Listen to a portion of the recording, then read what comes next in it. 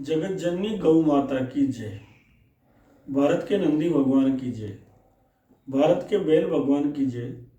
भारत के बछड़ा भगवान की जय।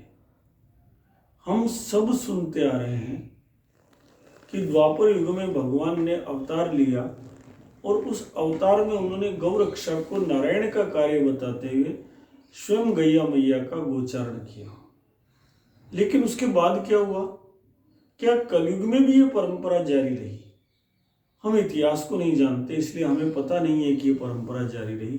जबकि कलयुग के अंदर यदि हम भक्तमाल देखते हैं तो उसमें गोगा जी, तेजा जी, कला जी, जयमल सरकार, अनेक अनेक ऐसे सिद्ध पुरुष हुए हैं जिन्होंने गाय की सेवा की है, जिन्होंने गाय की सेवा से ही प्रगति प्राप्त की है, जिन्होंने गाय की पूंछ पकड़ के ही संसार को उद्धार का मार्ग बताया।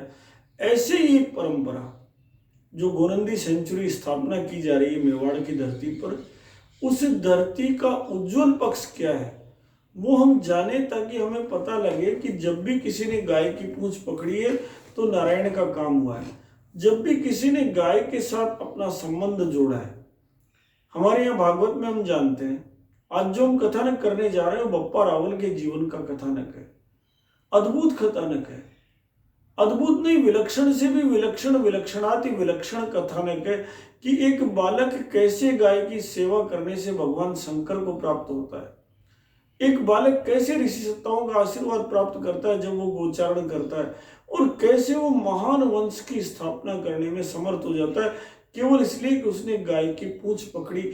एक बार फिर बप्पा रावल के जीवन से सिद्ध होता है कि जो गाय की पूंछ पकड़ेगा वो काल पाकर समर्थ बनेगा, भगवान का अंश होगा, देवीय कार्य करेगा, देव बनेगा। और जो गाय का गला पकड़ेगा वो असुर बनेगा। वो चाहे कोई भी हो, रावण हो, कंस हो, वो असुर बनेगा। तो जो गाय की पूंछ पकड़ेगा वो भगवान बनेगा। ये जो बप्पा रावल का जीवन है, इन वंशों की गाथा क्यों गानी चाहिए, पहले ये जाने हम। हमारे यहाँ भागवत को जब हम देखते हैं तो भागवत में एक बहुत सुंदर उपाख्यान मिलता है, अत्र सर्वो विसर्गस्य स्थानम पोषणमुते मनवंतरे शानु कथा निरोधो मुक्तिराश्रय। 10 लक्षण से युक्त ग्रंथ ही श्रीमद् भागवत है। और इस श्रीमद् भागवत में प्रारंभ से चर्चा होती है। सबसे पहले ज्ञान की चर्चा होती है, फिर वैराग्य की चर्चा होती है, फिर उन सब की चर्चा होती है जो घर छोड़ छोड़ कर चले गए। और उसके बाद भी कृष्ण भगवान के 10वें स्कंद में जाने से पूर्व 9वें स्कंद में सूर्य वंश और चंद्र वंश की विस्तार पूर्वक चर्चा होती है। 13 अध्यायों में सूर्य वंश की चर्चा करते हैं वेदव्यास जी महाराज, और 11 अध्याय में चंद्रवंश की चर्चा करते हैं। आखिर ये सब क्यों की गई? ये ईशानु कथा स्कंद है। भगवान के और भगवान के भक्तों में तत्वतः कोई भेद नहीं होता है, इसलिए भगवान के भक्तों की गाथा गाना भी भगवान की ही गाथा गाना है। इसलिए ईशानु कथा स्कंद किया गया। और सुखदेव जी ने कहा, श्रूयताम मानवो वंशे प्राचुर्येण परंतप, कि ये जो मनु के वंश है इसकी संक्षेप में चर्चा सुनाता हूं मैं। विस्तार से सुनोगे तो इतनी है कि कल्पना ही नहीं कर सकते कि कितना बड़ा वंश है। और इस प्रकार वो सूर्य वंश और चंद्र वंश की कथा सुनाते हैं। ये जो सूर्य वंश था, इस सूर्य वंश के अंदर ही बप्पा रावल का जन्म हुआ। सूर्य वंश जो आगे चलकर इक्ष्वाकु वंश कहलाया, फिर आगे चलकर रघुवंश कहलवाया, और उसके बाद ये वंश लगातार अलग अलग नामों से आखिर जाकर ये दशरथ के बाद भगवान राम के नाम से जाना जाने लगा।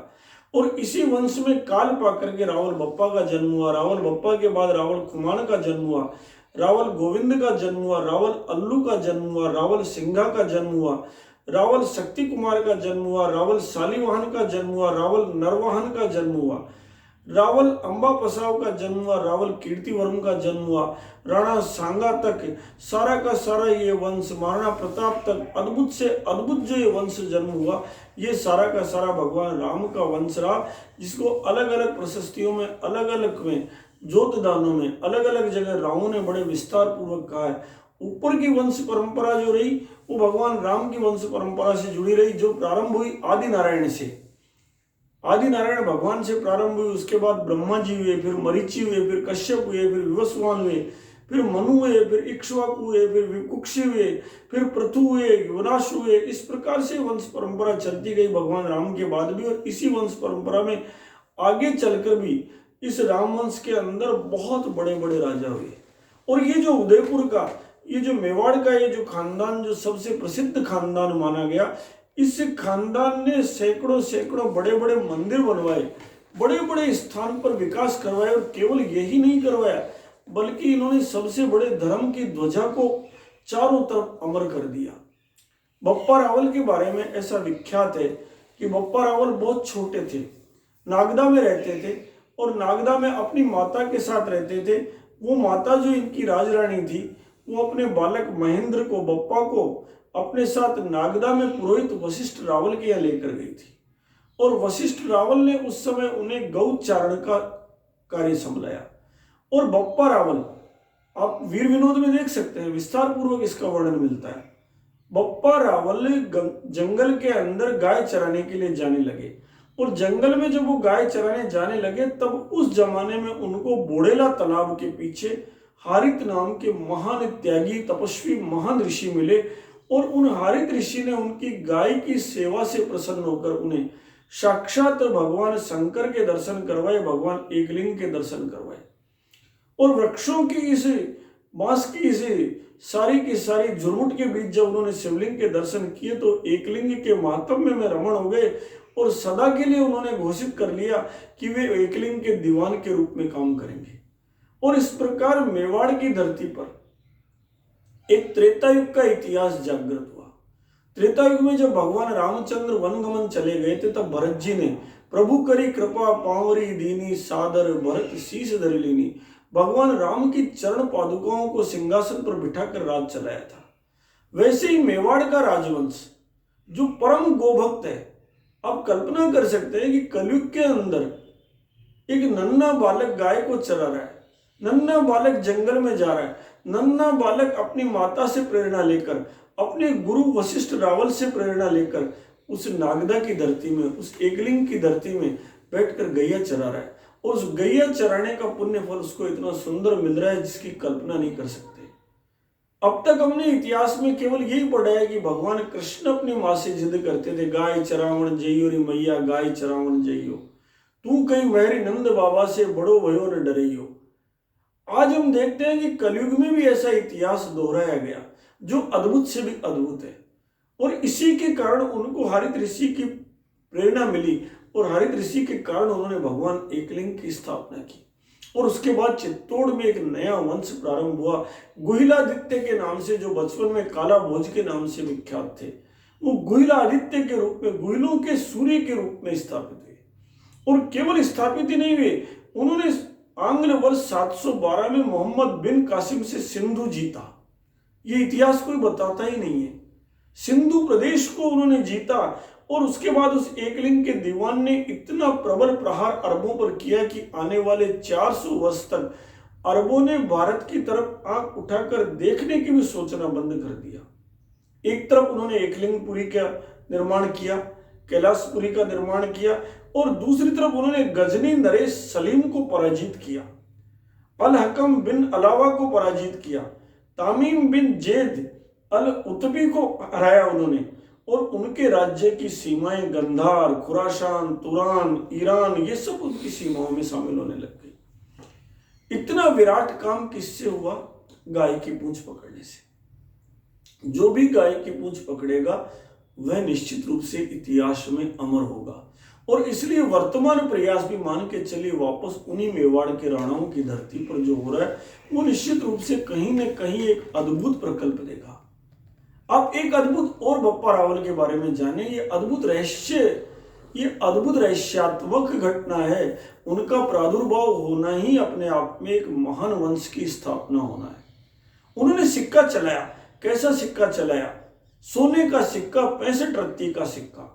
सामने की ओर उसके ऊपर माला के नीचे श्री बोप लिखा हुआ, बाईं ओर त्रिशूल बना हुआ, दाईं ओर वेदी पर शिवलिंग बना हुआ, और शिवलिंग के दाईं ओर नंदी भगवान शिवलिंग की ओर मुख किए हुए बने हुए, और शिवलिंग और नंदी दोनों के नीचे दंडवत करती हुई पुरुषाकृति बनी हुई है। इस सामने का दृश्य है। साक्षात धर्म की उपासना है। हमारे भागवत में कहा गया ना प्रथम स्कंद में कि नंदी भगवान धर्म के रूप है और गैया मैया धरती के रूप है। तो बचपन में गैया चराई और उसके बाद जो सिक्का चलाया, उस सिक्के में भी नंदी भगवान को स्थापित करके उनको दंडवत प्रणाम करके बप्पा रावल ने बता दिया कि भारत में भारतीयता का रक्षण कैसे हो सकता है।